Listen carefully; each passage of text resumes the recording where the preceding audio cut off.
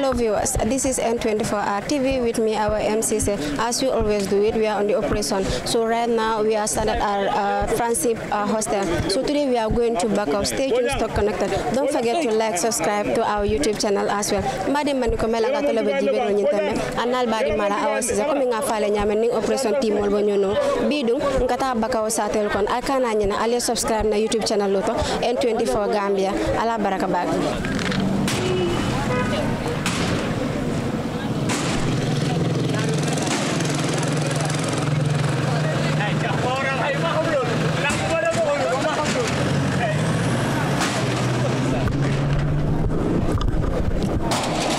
So ñun la mel na ba kanteng iba boende kan e ko modul la wafir la ta ko wafirol ke je da sama fo so inatale ma fanan taraje komi nga fale nyamen dum e ko bidiko yalon ka mari wasilo kan iba mek sure ya mari la bidiko bondije.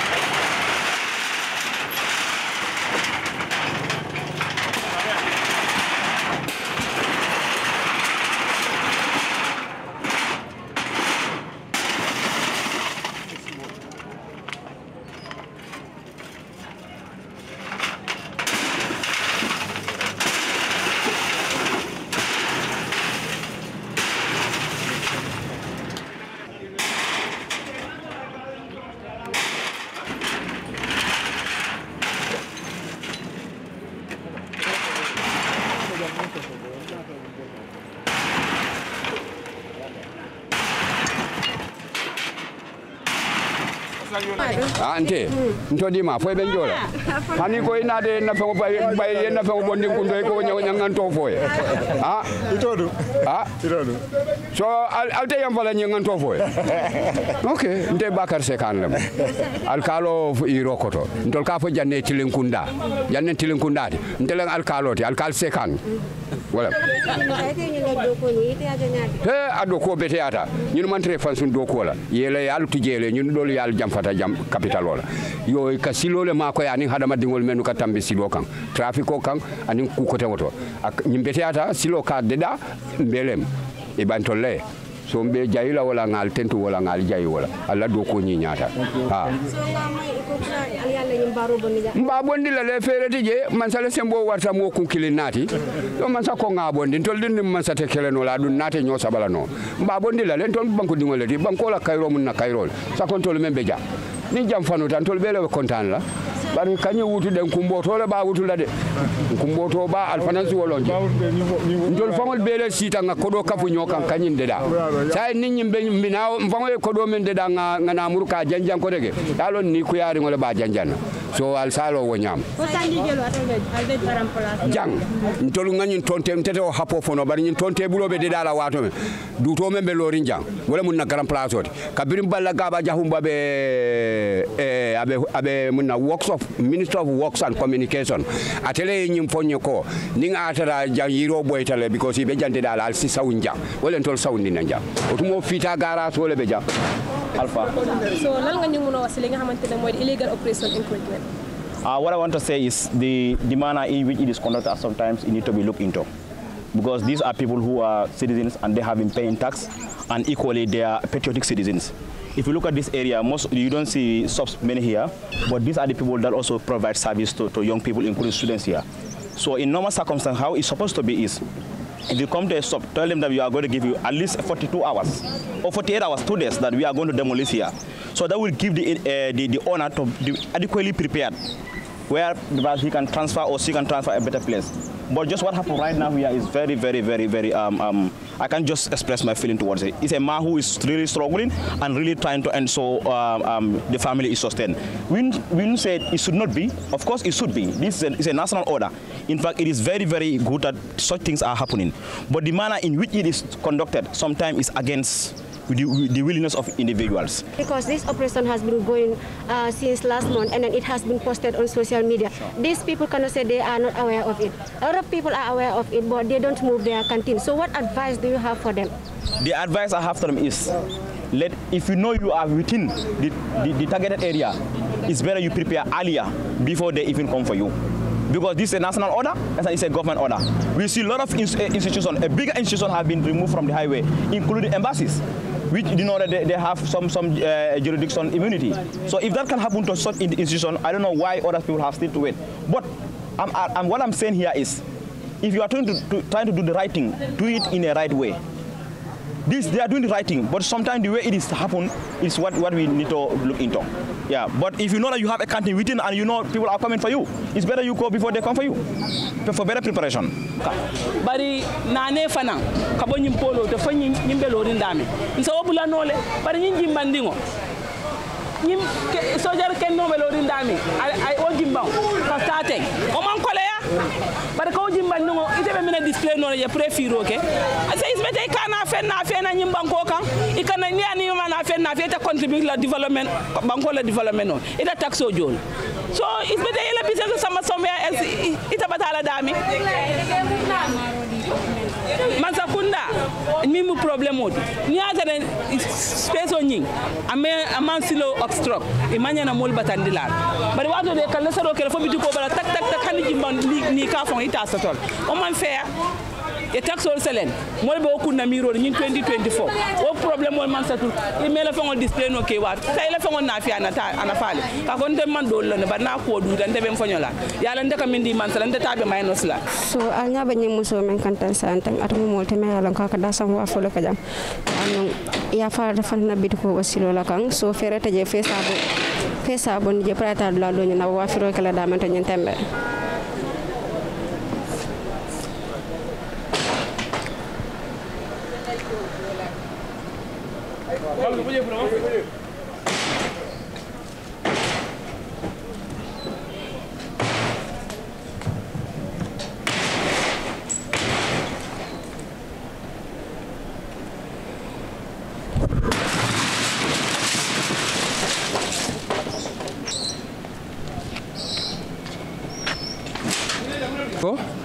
Okay, no problem. Kanti wanta utuno dan si baga solpa because sa nengaljena. Sane? Comme sa nengaljena ma any information so. Okay. So no problem. Si parking start no right now. Ah, sign. Bal kanti wanta utuno right now. But sign when babundula. When babundula. No, nkana na fengol la pass. Okay, sign. It's simple. It's if on parking no le. Now against tomorrow, you have to kanti ngudu. Because the moment so young ka clean wood pour la ko sa use no ndol mom lo xon jang wala stage hamat kali problem ka fara adin ka kati so askeno ni la so la fa sonu damindo ñun la beti ita use no la so we can give you now against tomorrow that's 24 hours we can give you that yeba ka so pack ya kapenda ko man ngene ya wuté kuke ya pack ñoka ni dalo so ya sambaji ya famle okay thank you.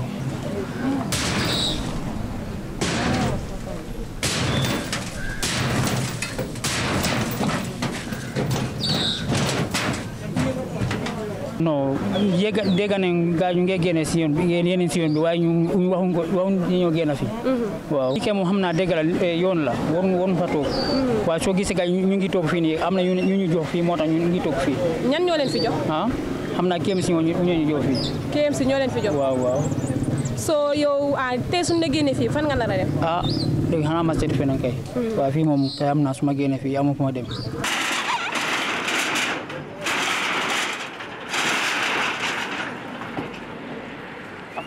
Ba.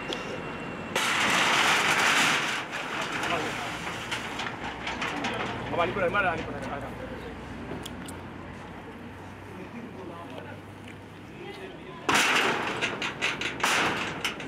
Dona sikaw.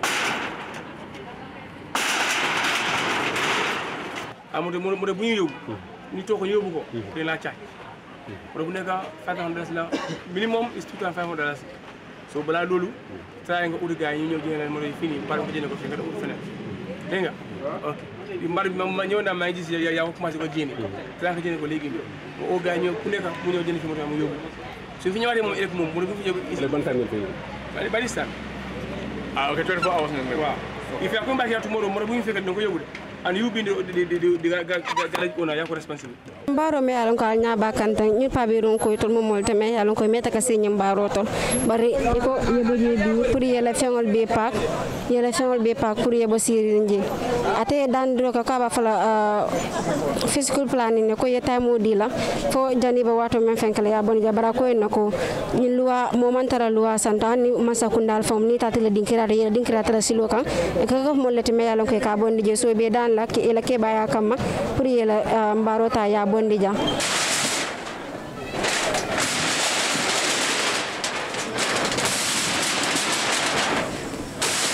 ñom buñu gis lo xamne daf leena gëna discourage lo ñun bañu ñoo gëna wa dañ leena ñaan rek ngeen may ñu time moto yo xamne dañ leena job ñu dem ñoo xamne ñu comme fi la ñoo nekk tamit dinañ o seen borom ñu ñëw ñu jël ci ko den ñun because man xamna ne man amoo problème ci li because yalla mo binda taguwut ken lu mo wara dundé lolu ci loxo yalla la nekk mais bima gëna fi sax mo gën ci man I have no problem with that understand waaye dañoo ñaan little bit time rek ba pare te comme ndo yu nekk fi buñ leen discourage lo fi nak ñun definitely amuñ won mayen ne comme fi nañ fi gëna because fi nu melon la touré kay mbali la Bakau yëpp fi lañ daan sànni seen mbali gis nga fi malay na bi gis lo dafa la ka xaaf bi because dañ ko daan taal dafa taal du tak du famara xam na lu ma wax moom waa Bakau la moom mi no ñun ñëpp fi lañ dëkk da nga ko dee taal du fay dafa nekk di saxaar ñun bu ñëwee fii school bi ñu njëkk a ñëw fii gërëm ñu because KMC dañ ko daan taal ñu dem so classe yu nekk fii saxaar bi daf leen daan over di stop ñun bu ñëwee fii ñoo stop mbalit yooyu yëpp so dañ dee fay nag ba léegi because da ngaa ñëw suba because gars yi miinoon nañ fi tuur mbalit so dañ dee ñëw si suba nga fekk fi ay saako waaye still dañ dee jël saako yi ñu fayaat KMC seen truck bi kañ la fi KMC seen truck bi jógee is it 3-4 days I spent 2500 yoo xam ne tri ko bi mbalit because dañ fi dee sànni mbalit ba léegi bon ñun woore wuñ because fii lañ nekk suñ sutura fii lañ nekk dañ dee mën a ñëw ñu dajale ko su baree ma oo truck yi ñu dem ñu sànni ko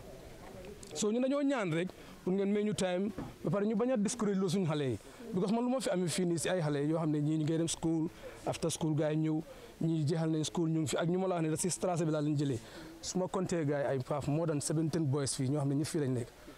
am naa ñoo xam ne ñii dem nañ baagu yi ñu ngi def still the same job yi fii lañ ko traîner understand so ñun su fekkoon ne comme am na soo génnee fii ngay dem amuñ problème boobu understand nga soo génnee fii amuloo fooy dem ba pare da ngaa dem toog man amoo problème boobu am naa taxi suma taxi driver mun naa koo jël si loxo man ma continuer job bàyyi lii understand nga waaye comme xale yu nekk suñu doon dégguloo ma ne démb kooku dafa discourage mu ne ma su génnee fii rek dafa dem si Strasbourg so amaatu courage because gis na ne man time bi ma discourage so moom xelaat na ne fii coom kon amul njëriñ pour mu continuer job ñu ne leen a ñaan rek right dañ leen a ñaan rek su leen ñu mënee dimbale ngeen understand ñu mais ñu li dul time ñu arrange fii ali xam nga ñun tamit dañu si liggéey bi te ñun li ñu seen mooy ne go and do this A B and C or implement A B and C ñun doole bu ñu am mooy ne we can only give you 24 hours mooy ne tey ba suba which is doole ñu foofu la mën a am waaye one thing I can also give you that assurance ne due to the nature of the and the condition of the area hence tomorrow you're going to start parking your vehicles and you look for an alternative place. That is understandable. One minute, like you have to start it today and finish it today. We have to start it tomorrow and finish it tomorrow. But at least if you are seeing that you are in the verge of doing something, that is understandable and it's negotiable. Understand nga? Comme ñun tamit, xam nga ñu nekk sa ground bi, yow mën nga am access pour wax man parce que maa fi ñëw. Waaye ñun tamit dañu ñëw nii. ne ko ne suñu condition la pour jóg nag man soo dégg man soo gisee man fu ma dégg ak fu ma jógee xalaat ne ma ñëw jógee ba foofu ñëw ba fii la wax ne bro jëndale fii ay yooyu noonu xam nga that's not my responsibility loolu xalaatuma ko understand nga no understand naa so man lu ma la mën a wax mooy ne fu mu nekk nii moom na nga try start parking your vehicle from today you start moving xam nga su dee dem fi sànni mbalit that's not my responsibility that's not my responsibility the KMC is there the authorities are here they have to take the responsibility please dégg nga Come like fee, bro. Yeah, but it's alright. Right now, still, man bëgguma bàyyi job bi. No, doo ko bàyyi. Ndu yu bari yoo xam ne still. Ndu ñu ngi mën a job bu baax. So bëgguma gaay discourage. Ante bëgg naa gaay ñu continuer ko. Because every day dama dee seetaan pandiri déglu ko mu ne ndu yu jàng métier. Am di nga government ñu ngi wax lu ndu yu jàng métier, understand? So still man bëgg naa ndu ñu continuer loolu. Waaye ndax léegi amuñ foo xam ne comme government plan nañ ne ok ñun léegi nañ dem ñu try foofu ñu nekk fa comme foo xam ne suñu jógee fii foofu la ñoo dem. comme di sem ko fende is an authority la ñun ñu ko sandaal ñun tam ñu fa you can still engage them but as far as we are concerned on the ground here lu ñu wax pour ñu def loolu ñu la wax nii try park sa moto yi parce que police moom suñu waroon ñëw fii ëllëg de start jëleen seen moto di leen yóbbu fale wal ma gars yi ñëw ëllëg ñu understand ñu non anga moo tax mu la wax ne suñu def fu mu em comme ça ñu déglu ma parce que opération bi dafa yàq di xew almost now in our 30 months now every day ñu ngi dem so and I believe ne fu nekk nii ceeb bu nekk game fii nii yëg na ko mu ngi xew yëgoon naa lu ma yëgoon comme dañoo clear highway roads understand so moo tax bu ñu ne highway man léegi ma dee wax ñeneen su ma waxee suma ndoy boy fii is not safe de ñun safe de ñu ne ma non bro ñun fu ñu nekk ak tali bi sorry so noonu la please let's try work on ourselves.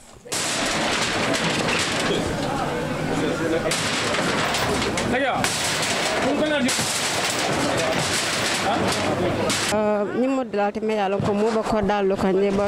ko dañu fana sutiya da sulola so santang iba boyndi kan amari fo man tan jam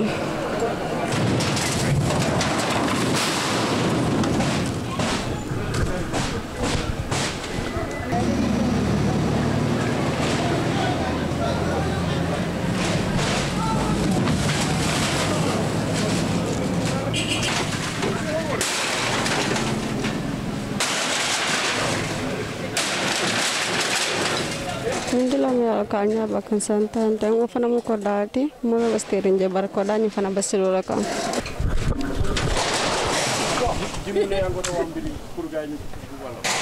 ok léegi ñun tax force lañ so len classé fi mu ci kaw yoon bi so thank you very much nguur gi dañuy sant pour ñu ñëw clear léegi la may tebe suba clear sama doy fini mbaari ngi leen jëne ko fi bloc bi falé nga jëne ko fofu na yoon bi clear set wecc léegi mo su fi ñëwé mom ñun nga jégal man dañ xawon am problème bu daw bi go xam nga Bakau fi lañ doon touré mbalit loolu moo tax gaay joxuñu fi pour ñu mëna clear fi mbalit fi mbalit amutoon yoon léegi gaay KMC ñu fi andat sa KMC waaw léegi gàcce si ñu fi maa ngi ñëw léegi la pour day into consideration waaw léegi su ñu fi jëlee fii moom KMC will take responsibility so léegi li ma doon ñaan mooy di ngeen ñu may ñaari fan xam naa benn xam dafa tax man ama doole boobu ñu expert na yéen da ngeen ñëw 30 minutes duñ ko fi am ma ko doole bi ki ñu fi afdal la sant nga mu def ko so tey ba suba moom mun na la ko may su passé loolu moom police yi ñëw accent to véhicule mo do bi fu fekkee dinañ ko yóbbu te suñ ko yóbbu moom charges bi yaa ko fay ndé problème moom moo ko fay so maa ngi laaj ngir yàlla nga comply waa sa borom moto yi ñëw jël fi sa moto yi sa mbaar yi fii nii yëpp nga leen jéene ko dégg nga baax na jërëjëf waa askan bi soo leen ko gisee di ngeen gis ne lii nag ngeen di gis ab garage la te yàgg na fi lool gannaaw si loolu seeni borom nag wax na ne garage bi yàgg na fi yàgg bi nga xamante ne ñoom sax ñoo ko clé parce que dafa nekkoon ab ñax gannaaw si loolu nag mu waral waa garage bi nag loolu nag mu doon lu leen métti parce que ñoom ñu ne nekk neen si ay diiri at yu bëri ñu xëy wax leen ñu génnee ko. waa askan bi soo leen ko gisee ki nga xamante ne mooy uyoo si tur yi Ali moom nag moo jógee wax léegi ni mu nekk li nga xamante ne ñoom ñu bëri naqarul neen ko di wax ne garage bi nag ñoom ñoo ko defar ba mu baax ba tey tamit ñoom nag ñu xëy rek wax leen ne ñu génnee seen garage bi te ñoom nag ñu ne dañ yaakaaroon ne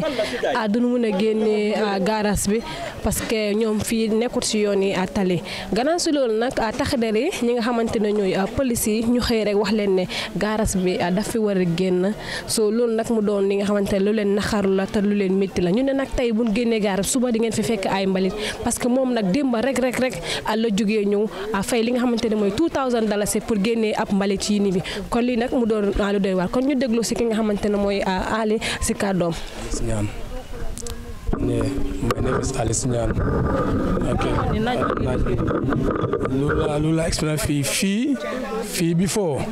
waa Bakau yëpp fii moo nekkoon seen turé kay mbalit ca fa nga malay na booy gis nii gisuloo xaaf bi dafa lakka foofu lañ doon taalee mbalit yi dafa taal du taaka du fay xam nga mbalit bu bari bu taal saxaar la day nekkee continuously fii soo jaalee fen fi yaa ngi am ay classroom so saxaar bu daf daan over stop classe yi nii ñun bu ñu ñëwee fii ñun ñoo clé mbalit bi fii yëpp fii ñu dëkk area bi sax duñ fi dee nangoo jaar because nu mu mel su tawee nii fii doo fi dee mën a jaar sax doom soo jógee marché non da ngaa ñibbi street highway bi so ñun ñoo clé mbalit bi fii yëpp ba mu set ñu ñëw créer fii def fi ay garage ma ne su ma la waxee lu ma fi am si ay ndóo yam ne Gambians lañ ñi ñu ngi dem school ñi jeexal nañ school ñi still ñu ngi dem school di continuer job bi it's more than 17 xale déema dama am ñaari ndóo yoo xam ne they are from the Strasa